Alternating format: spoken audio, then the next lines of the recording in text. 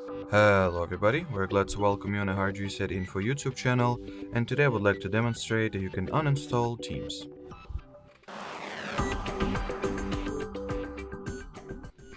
Alrighty, so first of all, find it among your apps at the home screen of your device or at the app library, then touch and hold at its icon, go for the remove app, and then tap on the delete app option. And once you do that, the Microsoft Teams application will be successfully uninstalled from your device. When it comes to removing it from an Android device, it's also a very simple thing to do. It's kind of the same anyway.